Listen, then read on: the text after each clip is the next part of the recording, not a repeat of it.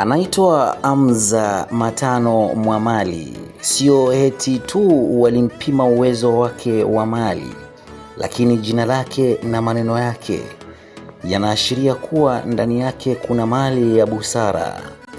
Hamza, kama lilivyo kubwa jina lake, basi maneno yake pia Hamza yana uzito, yana busara na hekima yenye uzito wa kuibeba warsha kwa maneno matatu tu.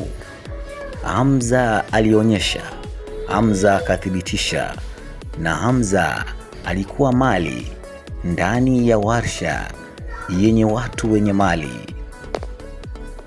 Hivyo basi Hamza mwenyewe ni mali, na kwani tunasema kuwa akili ni mali, na bila shaka Hamza ameibeba akili nyingi kichwani. Na ili mjenge respect, lazima mara kwa mara mwe mnazungumza. Hata katika zile staff zetu tunazoongoza, walimu wetu na wanafunzi wetu, if you want to achieve their attention and even their support, you need to be meeting frequently. Sasa hiki kikao ni kikao muhimu sana, kwa sababu hawa ndugu wengine tunaona hapa, wengine walikuwa wakituona kule wanatuona tu kama watu wa kawaida, kwa sababu hatujuani. But this is a very good forum ya sisi sote kujuana.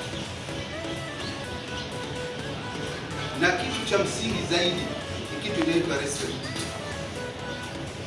As leaders, huwa baba yangu alikuwa akiniambia kwamba si nywele zote unyolewa mahali hadharani, lazima zingine ujifiche.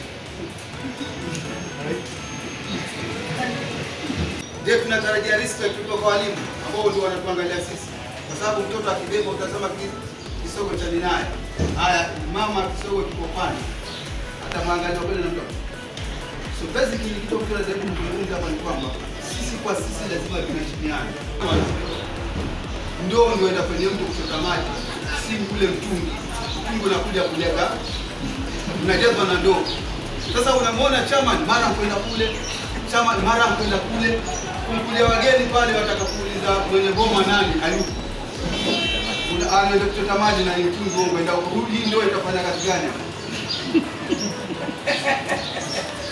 So kitu ambacho nataka ni kwamba chairman, wewe ni mbuyu.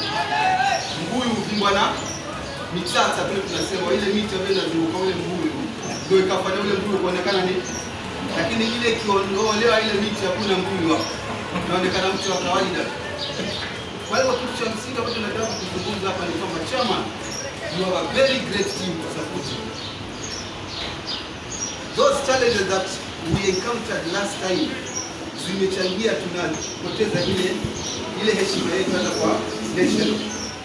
For your information, cost inashindika sana. Mbali mpaka hapo. Niambie mpati gani katika ile gari ambayo si muhimu? Niambie bwana mimi vice chair. Ni sehemu gani ya mwili wako ambao si muhimu? Mwili wote ni mpaka mwisho, kila sehemu ni muhimu. Kila sehemu ni muhimu. Kwa sababu hata sehemu zote zisipofanya kazi tunalaumiwa na jamii. Yes. Kweli kabisa. Mpaka wale ndugu wote wakiona vile tunavyoshikana, wote wasema ukipewa kijiti kimoja ukivunje ni rahisi. Lakini ukipewa kitito ukivunje huwezi kukivunja. Kumaanisha kwamba ule muungano wao ndio umekuwa. Kwa hivyo sisi ningeomba asina diabari mambo yetu chairman, ile weakness tuliona, tunataka kujua watu wanakuja. Usiogope, tusiogopeane hapa kama vile tulisema. Kwa sababu tupo hapa kurekebishana, na wewe tukitoka hapa tunatoka kama solid team.